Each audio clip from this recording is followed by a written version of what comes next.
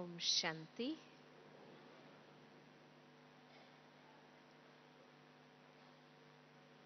बाप दादा की सीजन का हर टर्न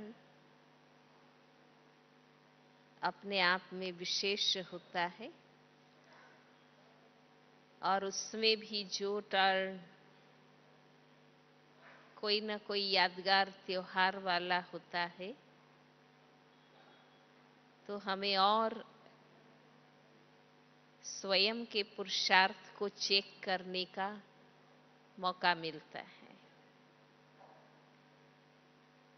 संगम युग में जो कुछ हम करते हैं उसी का यादगार भक्ति में बनता है। भक्ति में रीत रस्म से मनाते हैं और हम रीत रस्म से भी मनाते हैं परंतु ज्ञान सहित मनाते हैं। एक और यादगार भी देखते हैं और दूसरी ओर प्रैक्टिकल पुरुषार्थ भी करते हैं। तो ये टर्न अपने आप में विशेष है। सृष्टि चक्र की सर्वोत्तम घटना कौन सी है? वैसे तो हर क्षण ड्रामा में कुछ ना कुछ नया होता है। देवताओं का आना, धर्म स्थापकों का आना, महान आत्माओं का आना, लेकिन सृष्टि चक्र की सर्वोत्तम घटना साक्षात परमात्मा का सृष्टि पर अवतरित होना है। और आज ये टर्न बाबा के उस अवतरण की यादगार का टर्न है। एक क्षण आप सोचिए कि हमारे शहर नगर में कोई बहुत ही विश्व प्रसिद्ध नामी ग्रामी व्यक्ति आती है तो कितना उसका प्रभाव रहता है।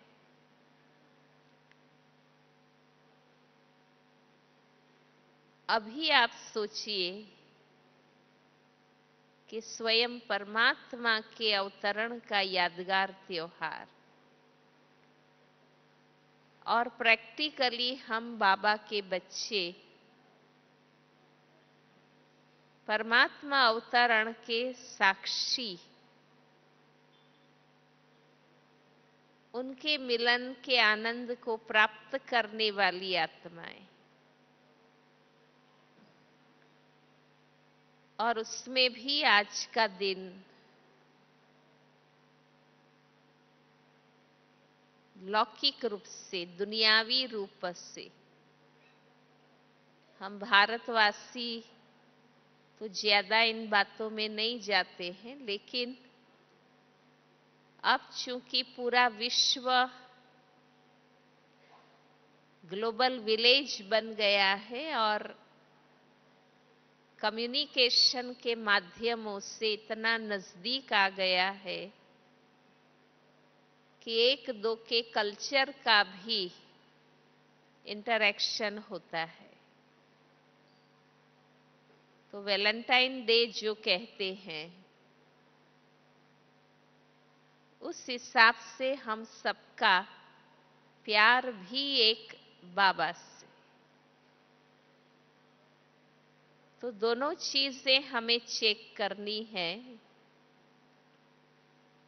कि जन्म जन्मांतर से जिसको हम पुकार रहे थे, बुला रहे थे, वो सन्मुख जब आता है तब हमारा प्यार उनसे कितना रहता है। किसी को आप बहुत निमंत्रण देते रहते और वो सच में जब आवे तब आप उसका कितना सम्मान, वैल्यू, उनसे प्यार, उनकी खातिरी और उनके साथ कितना आप रहते, वो इम्पोर्टेंट है।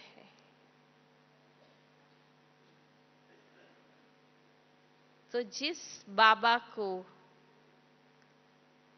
आत्मा आधा कल्प से पुकारती रही है, खोजती रही है, वो बाबा जब आए हैं तो हमारा उनसे प्यार कितना, और उस प्यार में हमारा समर्पण कितना, ये दोनों चीजें आज अपने आप में हमें चेक करनी है। एक अव्यक्त मुरली में बाबा ने कहा था कि जब आप अपना सब कुछ बाबा को विल कर देते हैं तब आपको विल पावर प्राप्त होती है। उसी बात को ध्यान में रखते हुए आज का टॉपिक शिवरात्रि से कनेक्ट करते हुए मैंने सोचा कि शिव शक्ति हम सबका लक्ष्य है, कल्याणमयी शक्ति बनना। हम आप लोगों को भी सेल्फ एम्पावरमेंट पर क्लासेस कराते हैं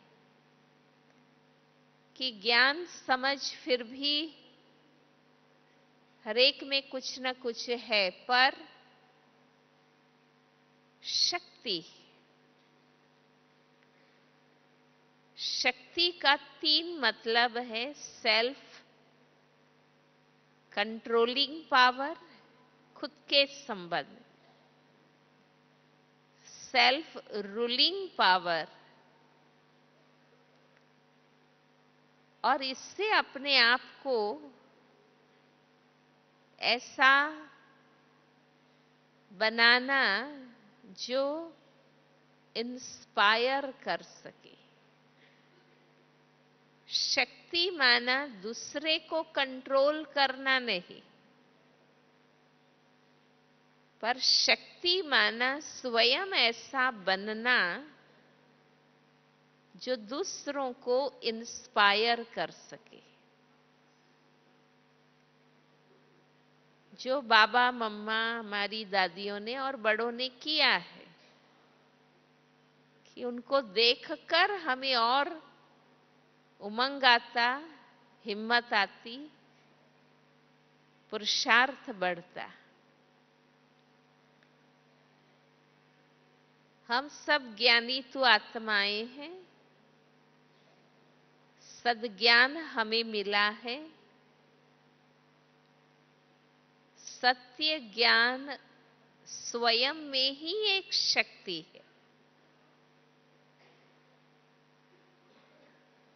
आज भी शायद मुरली में आया, और शिव के संबंध में भी जो गायन है कि शिव का डमरू डम डम बोले, अगम निगम के भेद खोले। उन्होंने स्थूल बताया है। हम जानते हैं शिव बाबा का डमरू कौन है? ब्रह्मा बाबा है। क्योंकि ब्रह्मा मुख से बाबा वाच करते हैं। और अगम निगम के, ये निगम है, साकार दुनिया, कॉर्पोरियल वर्ल्ड, और वो अगम है, इनकॉर्पोरियल वर्ल्ड, परम धाम।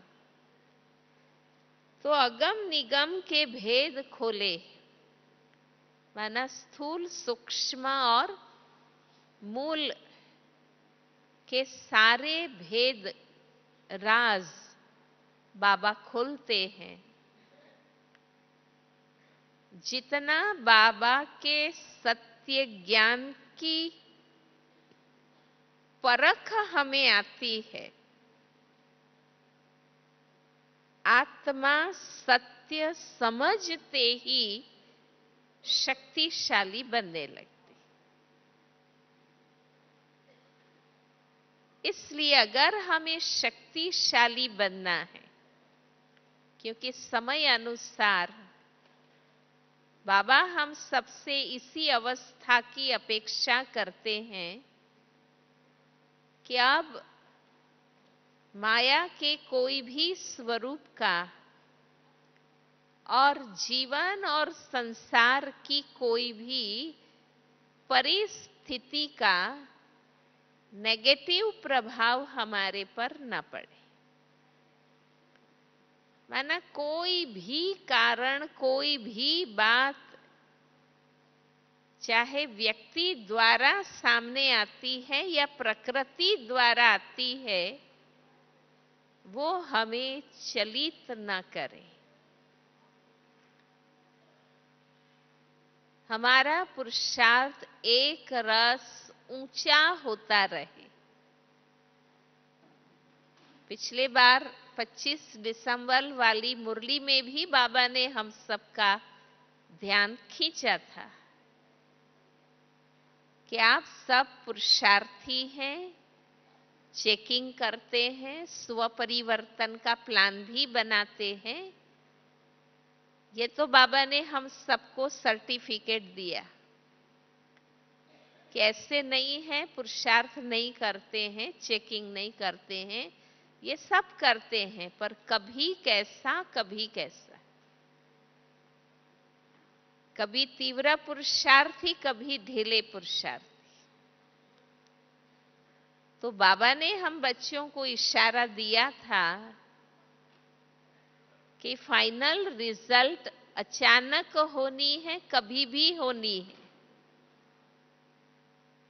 और इसके कारण हमारी निरंतर एक रस, सदा शक्तिशाली, श्रेष्ठ अवस्था होना जरूरी है।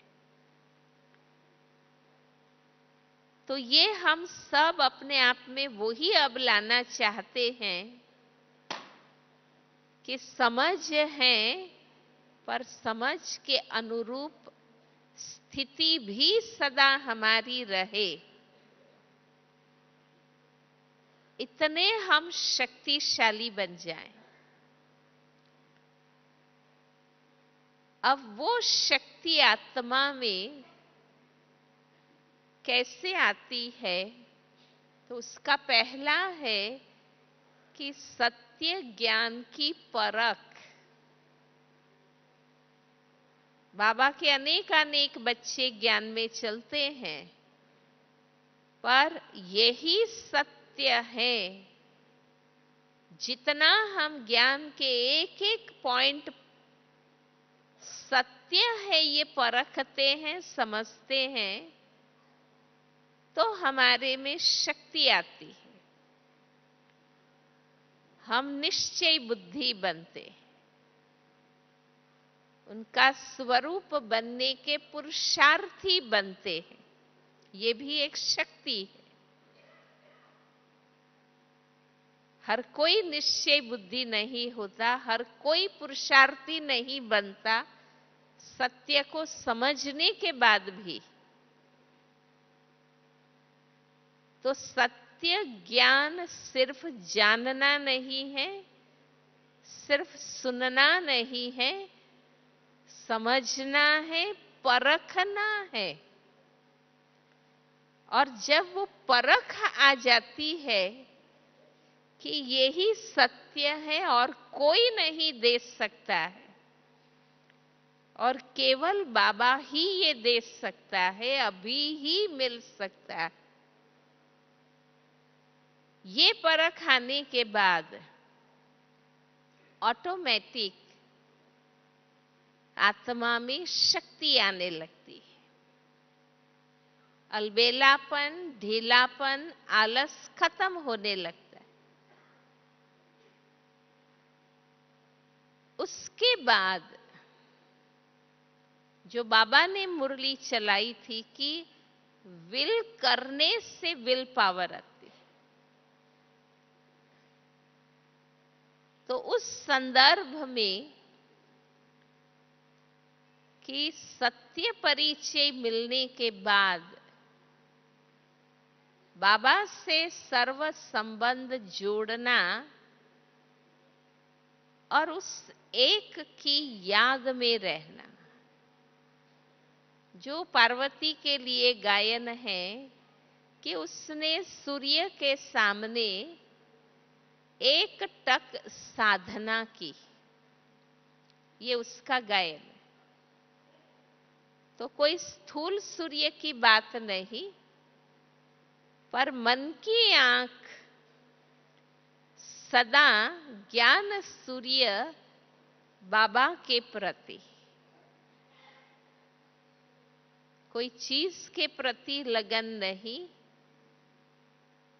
कोई व्यक्ति संबंध के प्रति लगन नहीं, कोई परिस्थिति और घटनाओं के प्रति बुद्धि नहीं, लेकिन मन की आंख सदा एक बाबा के सामने।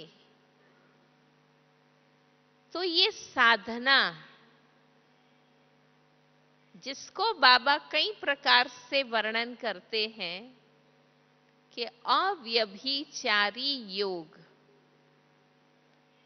या अनन्य भाव, अनन्य भाव, जो गीत में सुना कि मेरो तो एक दूसरो न कोई, ये जिगरी और प्रैक्टिकल, जिसको बाबा नौधा योग कहते, नौधा भक्ति और ये नौधा योग। नौधा भक्ति में वो बताते हैं कीर्तन, अर्चन, सख्य भाव, दास्य भाव, आत्मनिवेदन, इस प्रकार से 9 प्रकार की भक्ति वो बताते हैं। पर उसका सिंपल अर्थ है कि अनन्य भाव, वो योग है, वो योग है। तब तक योग का पुरुषार्थ है ना। हम कहते भी है आज बहुत अच्छा योग लगा, माना बस बाबा बाबा ही मन से होता रहा और कोई बात खींचे नहीं। वो याद आत्मा में शक्ति लाती, वो अनन्य भाव शक्ति लाती। और उसके बाद है कि उनका बन जाना। इसलिए शिव विवाह गाया हुआ है और किसी के साथ ये नहीं गाया हुआ है। माना आत्मा का शिव को वर जाना, स्वयं वर कहते हैं ना, स्वयं उसको चुन लेना। तो आत्मा अंदर से बाबा की बन जाए, उन पर फिदा हो जाए, उनको जीवन के लिए चुन ले, साथी बना ले। फिर हमारा बुद्धि का भटकना समाप्त हो जाता है। आत्मा में वो शक्ति आ जाती है कि मुझे बाबा से ही सब कुछ प्राप्त करना है और किसी भी आत्मा से अपेक्षा नहीं रखनी। कोई भी बात आई, समय आया, बाबा के तरफ ही बुद्धि जाए। इसलिए सर्व संबंध क्यों कहते हैं? वो बाबा मेरा सब कुछ, सर्वस्व, और बाकी सब निमित्त मात्र।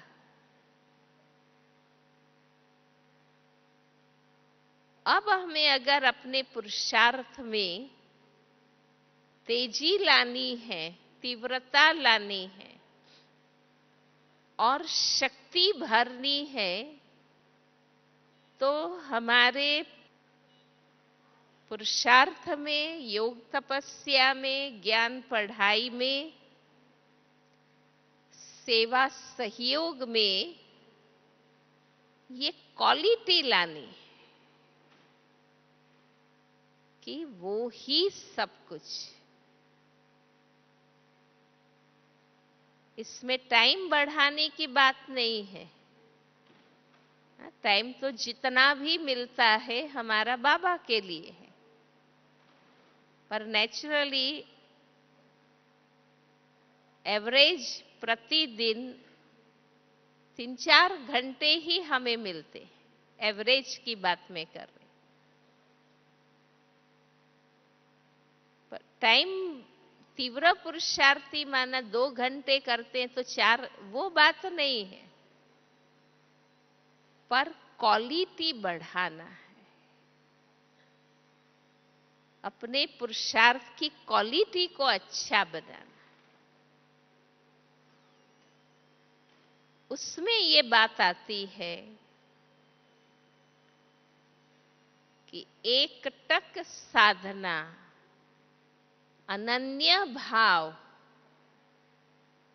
नौधा योग, अव्यभिचारी बुद्धि योग, वो हमें अपने पुरुषार्थ में लाना है।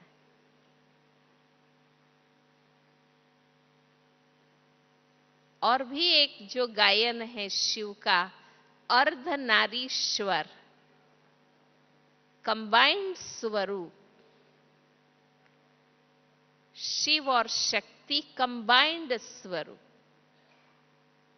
और शक्ति आत्मा के लिए कहा गया है।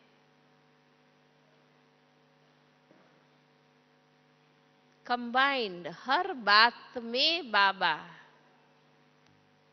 हर क्षण हर स्थान मेरा साथी बाबा। वो है अर्धनारीश्वर की मैं उनसे जुड़ी हुई हूं।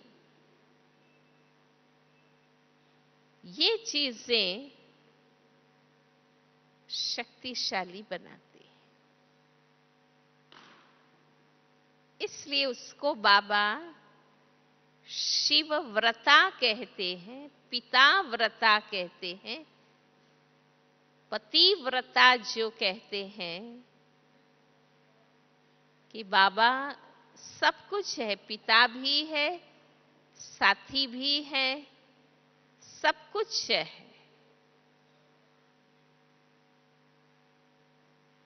तो बाबा से हम शिव व्रता, माना नजर भी किसी में न डूबे, बुद्धि भी किसी में न डूबे, ऐसा जिगरी प्यार, अनन्य भाव, उसको कहते हैं शिव व्रता। इतनी शक्तिशाली वृत्ति भी बन जाए, कर्म में चलितता नहीं है, वो तो हमारी प्रथम धारणा हो गई कि अब हमें बाबा के बनने से या बनने के बाद अब कोई हमें बाबा से अलग नहीं कर सकता, भागंती नहीं कर सकता, हम बाबा को छोड़ेंगे नहीं। इतनी शक्ति हम ब्राह्मणों में आ गई है कि अब हम कहीं और भटकेंगे नहीं, कहीं और बुद्धि लगेगी नहीं, हम ज्ञान को छोड़ेंगे नहीं, पर ज्ञान को पकड़कर क्या करना है वो बात है। अब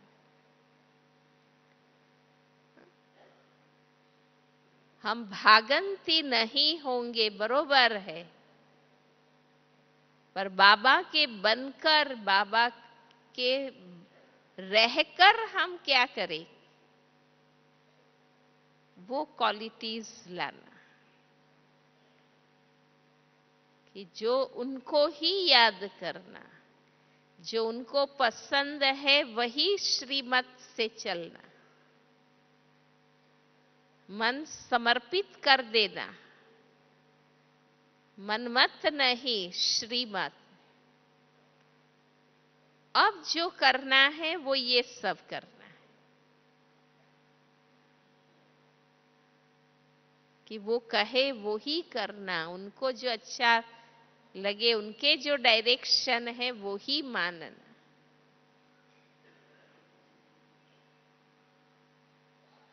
ये हमारी दृढ़ता, व्रत माना दृढ़ता, प्रण, प्रतिज्ञा, दृढ़ संकल्प।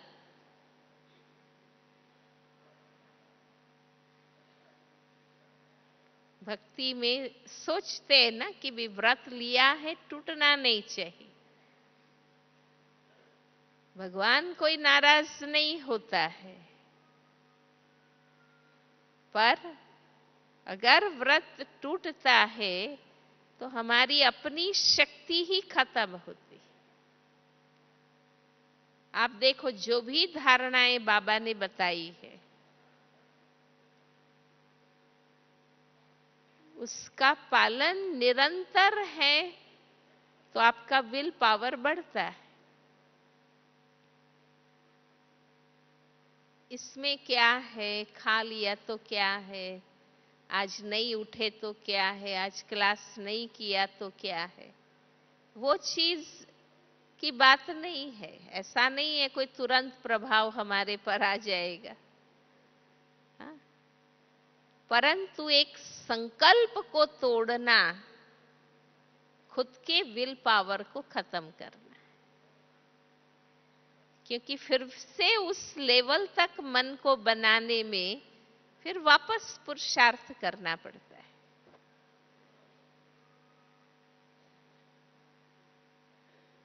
समझो जैसे हम पुराने हो गए हैं, बरसों से चल रहे हैं, तो कई बार छोटी छोटी धारणाएं, नियम, मर्यादाओं के लिए हम सोचते हैं कि अब इसमें कोई ढीलापन आता है तो वो हमें कोई असर नहीं करता है। मान लो एक बार कोई फिल्म देख लिया या टीवी प्रोग्राम देख लिया या कुछ खा लिया या सो गए, कोई आपको प्रभाव नहीं लगेगा, पर वास्तव में उसका प्रभाव हमारी स्थिति और विल पावर पर आता है। आज अगर अन्न शुद्धि का एक संकल्प में पालन कर सकती हूं तो हमारे जीवन का ऊंचे से ऊंचा संकल्प संपूर्ण निर्विकारी बनने का, उस मंजिल तक हम पहुंच सकेंगे।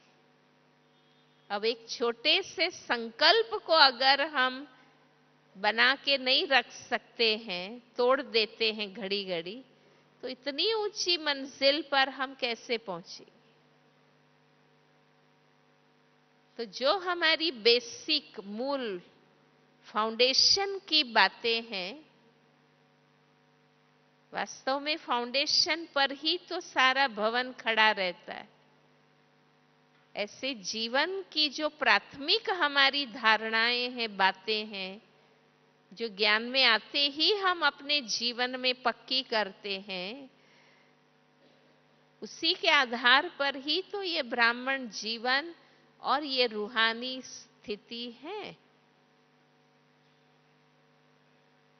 कोई बड़ा मकान बनाने के बाद फाउंडेशन को ढीला करे तो क्या होगा? हा? चलो, आपने इतना बड़ा मकान बना लिया, माना आप इतने बड़े ब्राह्मण बन गए, अनन्य बन गए, महारथी बन गए, सर्विसेबल बन गए, पुराने बन गए, जिम्मेवार बन गए, ये सब टाइटल मिल गए। पर अगर हम बेस को ढीला अब करने लगे तो भविष्य क्या? इसलिए कितना भी हायर लर्निंग हम करते हैं, आगे से आगे, ऊंचे से ऊंच बढ़ते हैं, एक्चुअली वो बेसिक को लेके ही बढ़ते हैं। जो बेसिक है हमारा, वो कभी हमें ढीला नहीं करना होता।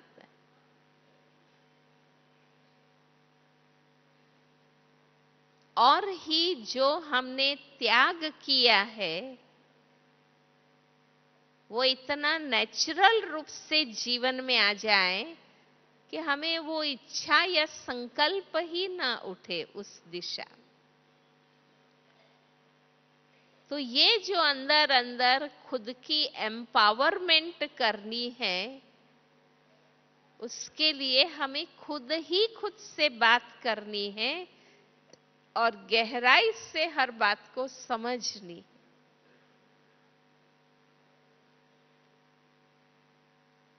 तो अभी समय अनुसार हमें वो चेक करना है। आज भी बाबा ने कहा कि अपने आप को देखो कि हम कितना बाबा की याद में रहते हैं।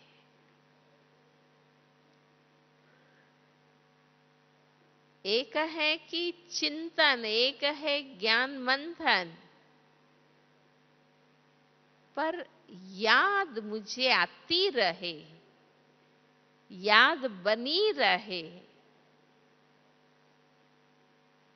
वो स्टेज उसमें आता है बाबा से अनन्य प्यार, अनन्य भाव, कि वो जब भी मैं फ्री होती हूं तब मैं क्या करती हूं। आप देखो अपने आप,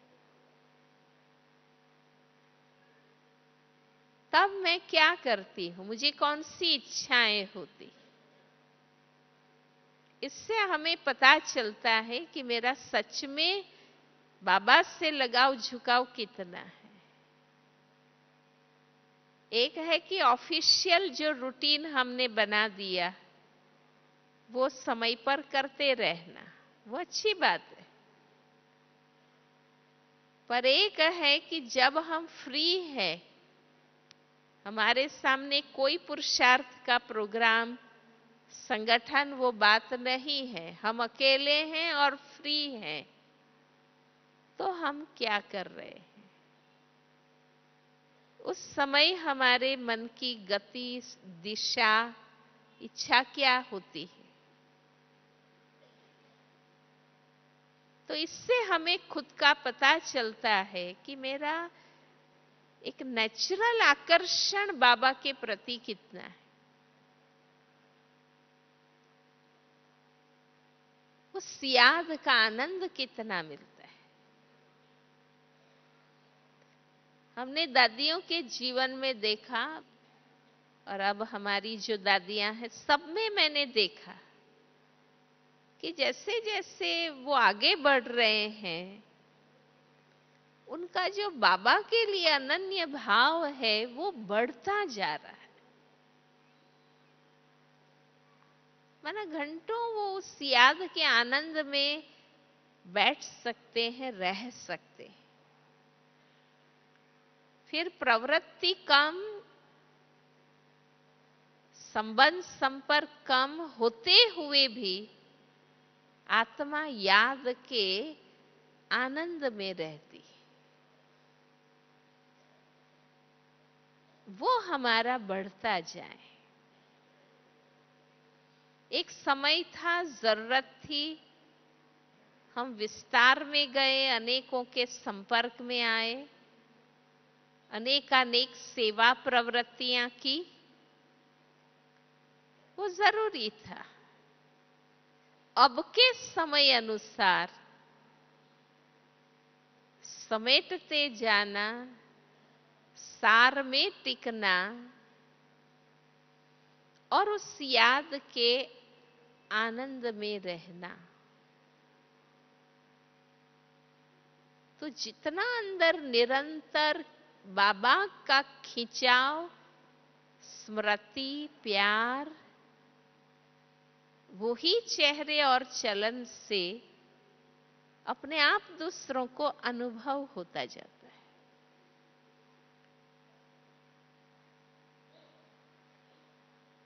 आज दुनिया में भी क्या है, जो चीजें हैं उसे ही वो क्वालिटी बना रहे। वही मोबाइल है, वही कार है, वही कंप्यूटर है, वही चीजें वही है जो खोजी गई, पर उसको और क्वालिटी और रिफाइन और माइक्रो और ज्यादा फैसिलिटीज वाली वो बना रहे। हमें भी अब नया कुछ नहीं खोजना है। जो सत्य है वो हमें मिल चुका है, और उस सत्य को जीवन में लाने के लिए जो कुछ हम कर रहे हैं, पढ़ाई, अभ्यास, सेवा, सहयोग, ये त्याग, जो कुछ कर रहे हैं उसको हमें क्वालिटी बनाना है।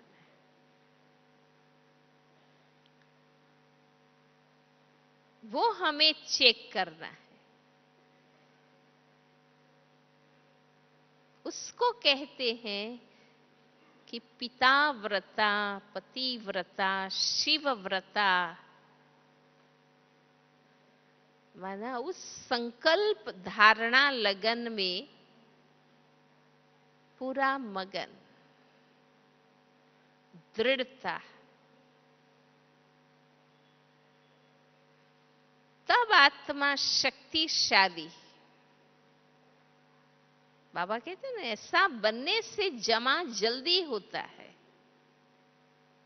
और जमा माना मेरा संकल्प, वाणी, जो मेरी भावना, मन की जो भी उत्पत्तियां हैं, मुझ आत्मा की जो ये सारी उत्पत्तियां हैं, भाव, भावना, विचार, वाइब्रेशन, वृत्ति, स्मृति, ये सब मन की, ये आत्मा की सारी सूक्ष्म जो उत्पत्तियां हैं, वो क्वालिटी बनने से हम शक्तिशाली बने।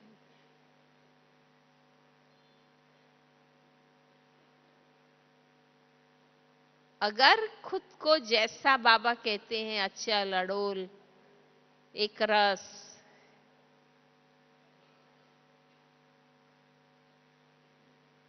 जो बाबा कहते हैं संपन्न, संपूर्ण, समान बाप, है ना, ये सारी चीज अगर सच में हम बनना चाहते हैं तो हमें ये अंदर अंदर स्वयं के ब्राह्मण जीवन के जो पुरुषार्थ है उसको दिन प्रतिदिन शक्तिशाली बनाना है।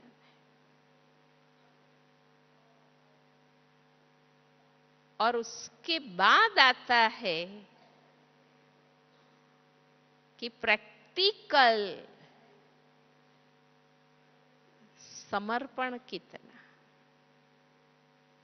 वो संबंध और स्नेह की बात हुई,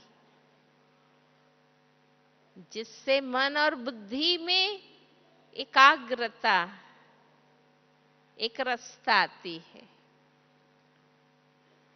पर हमारा बाबा से केवल मानसिक संबंध नहीं है, प्रैक्टिकल है। और प्रैक्टिकल में जिससे भी हमारा स्नेह और सर्व संबंध बनता है, तो ऑटोमेटिक बात आती है फिर कुर्बान, फिदा, फना, समर्पण, ये सब चीजें आती हैं।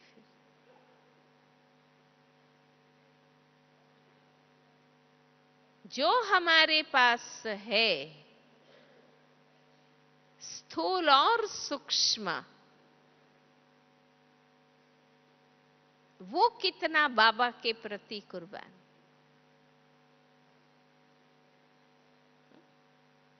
बाबा मेरा बरोबर है,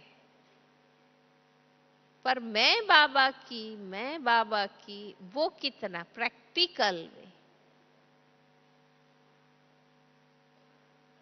भक्ति में हम कहते हैं ना कि गाते तो हैं तेरा तुझको अर्पण क्या लागे मेरा, पर प्रैक्टिकल जब अर्पण करने की बात आती है तो मेरा तो मेरा, पर तेरा भी मेरा, ऐसा कर देते हैं ना।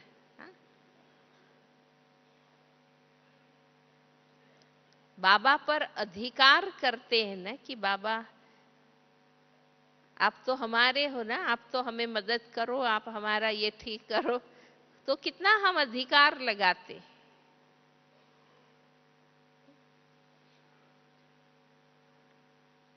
पर कर्तव्य हमारा भी है। और ड्रामा में ये नियम है कि ऐसे ही नहीं मिल सकता है बाबा से। बाबा कहते ना, हिम्मत करो तो मदद मिले, याद करो तो याद मिले। तुम बाबा के साथी बनो तो बाबा सारथी बने। तुम कखपन लगाओ तो लखपन मिले। कुछ भी मेरा ना रहे तो सब कुछ प्राप्त हो, क्योंकि ऐसे ही देना हो फिर तो भगवान सबको देवे, फिर तो उसे सबको देना पड़े ना, पुरुषार्थ की बात ही नहीं रहती। पर बाबा को देना है और वो दे ही रहा है, पर हमें अपने कर्म के बल से खींचना है। और वो मेरा कर्म है प्रैक्टिकल में फिदा होना। मेरा समय लगे, तन लगे, मन लगे, धन लगे, मेरे संबंध संपर्क काम में आवे, मेरी पद प्रतिष्ठा सेवा में उपयोगी बने, मेरी गुण कला विशेषता बाबा के कार्य में लगे। प्रैक्टिकल समर्पण कितना,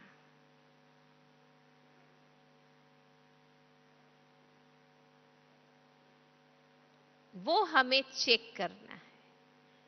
तो ऑटोमेटिक योग्यता, पावर, प्राप्तियां, अनुभूतियां सब हमें होने लगता है।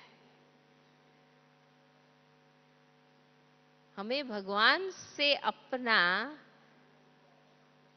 संबंध बनाना है, हिसाब बनाना है।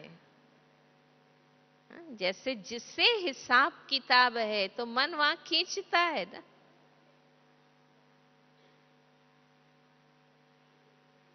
मन खींचता है ना, ऑटोमेटिक हिसाब किताब मन को खींचता है। तो मुझे भी बाबा के साथ इतना जमा करना है, इतना हिसाब बना लेना है कि बाबा ऑटोमेटिक याद आता ही रहे, मेहनत ना लगे।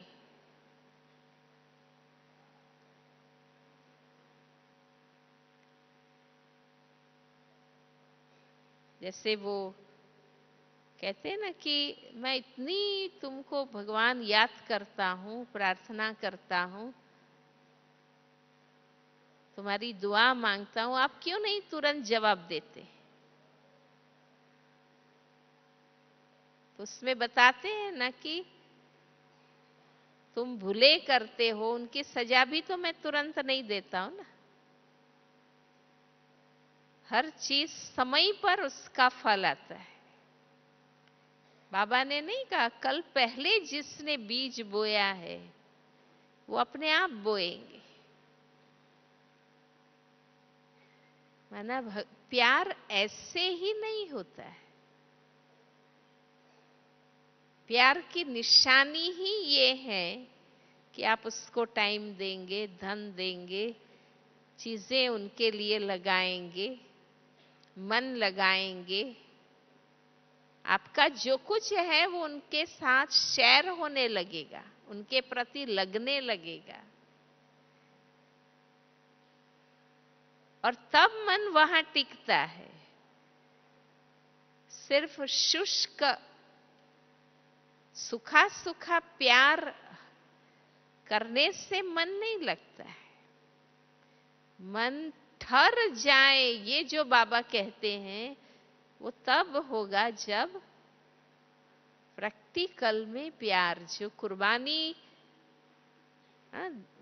दादियों के अनुभव में, ब्रह्मा बाबा के अनुभव में, सब महारथियों के अनुभव में, और आप सबका भी अनुभव होगा कि जितने अनन्य भाव से बाबा के स्नेही, सहयोगी, साथी हम बनते हैं तो योग अपने आप बाबा से लगता है,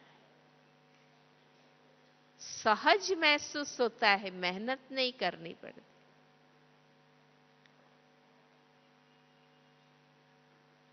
और वो जो हमारा जमा होता है बाबा के पास, वो एम्पावर करता है। कहते हैं ना, जिसका अच्छा खासा बैंक बैलेंस होता है, वो कैसी भी परिस्थिति आ जाए, नुकसान हो जाए, बीमारी का खर्च आ जाए, तो वो घबराएगा नहीं। उनको पता है मेरे पास अच्छा खासा बैंक बैलेंस जमा है, मैं इस परिस्थिति को पार कर सकूंगा। वो घबराएगा नहीं, चिंतित नहीं होगा। इस प्रकार हमने निरसंकल्प होकर एक धक से जिगरी जितनी बाबा को मदद की होंगी, हम भी निश्चिंत होंगे कि हमने भगवान को हवा में प्यार नहीं किया है, प्रैक्टिकल में किया है। हमने प्रैक्टिकल में किया है।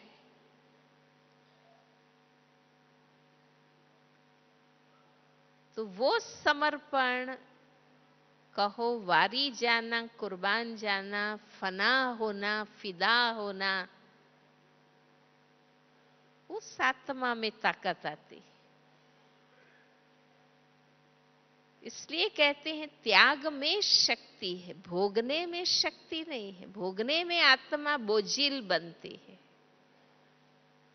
है ना। हम लेते रहे सबसे, तो आत्मा भारी होगी, क्योंकि ऋण चढ़ता जाता है, खुशी अनुभव नहीं कर सकते। पर जितना हम अच्छा करते हैं दूसरों के लिए, बाबा के लिए, सेवा के लिए, कल जैसे बाबा ने कहा था कि मेरे सदके तुम पवित्र बनो, माना मेरे खातिर भी ये अंतिम जन्म तुम पवित्र बनो। तो फॉर सेक ऑफ बाबा, बाबा के खातिर मुझे, जैसे घर के 5 सभ्य के खातिर, 4 सभ्य के खातिर हम कमाते हैं, मेहनत करते हैं, ध्यान देते हैं, जिम्मेवारी समझते हैं, ऐसे बाबा के लिए, ऐसे बाबा के यज्ञ के लिए, बाबा के कार्य के लिए, तब आत्मा बंधती है भगवान से। वो प्यार का बंधन, सुख का बंधन तब बनता है।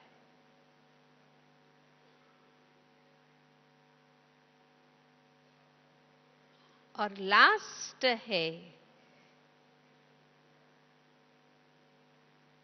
कि बाबा से भी जो हमें प्राप्त हुआ है, ये तो चलो जो हमारे पास है दुनियावी रूप से, धन साधन जमीन जायदाद संबंध संपर्क पोस्ट पोजीशन गुण कला विशेषता, वो हमारे पास जो है वो हम लगाते हैं। पर लास्ट है कि बाबा से जो हमने पाया है, बाबा से जो मुझ आत्मा को मिला है, अलौकिक संपदा, शांति सुख आनंद प्रेम ज्ञान शक्ति खुशी दुआ, ये जो कुछ हमें मिला है इस अलौकिक जीवन में, वो भी बांटना, आत्माओं को देना, वो भी देना है। सेवा के खातिर कोई त्याग है ना। एक है कि एक्सेस है मेरे पास और वो मैं सफल करती,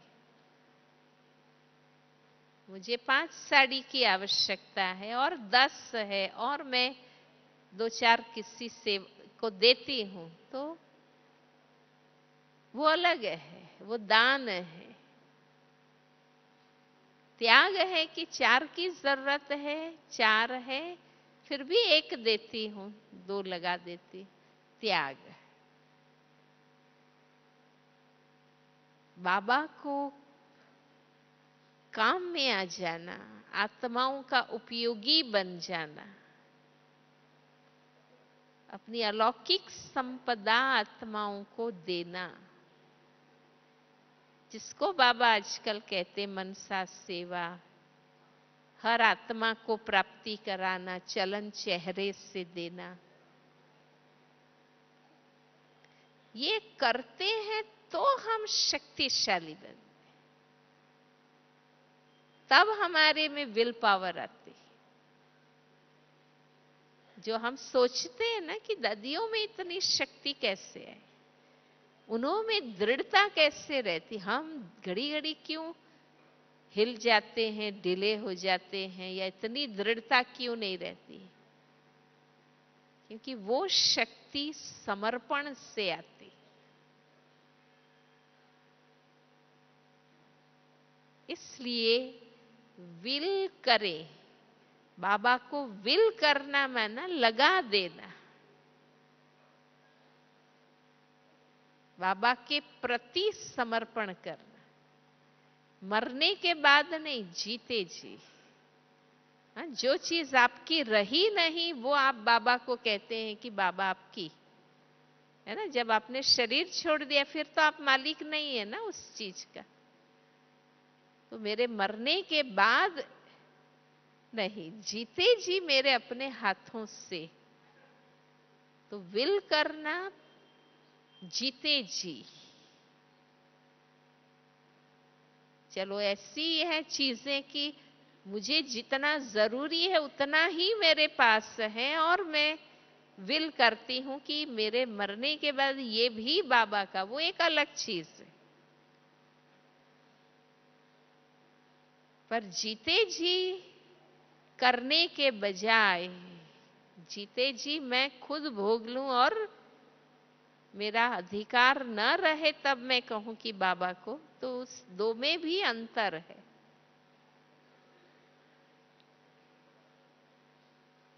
तो जितना विल करते हैं, बाबा के नाम लगाते हैं, उतना विल पावर आती है। जितना अनन्य मन बुद्धि से हम बनते हैं और प्रैक्टिकल तक वो प्रभाव लाते हैं, शिव व्रता जो कहा, इससे मैं आत्मा शिव शक्ति, रूहानियत की शक्ति, शुद्ध चरित्र की शक्ति, श्रेष्ठ कर्म की शक्ति, दिव्य संस्कार की शक्ति, ये ऑटोमेटिक हमारे में आएगी।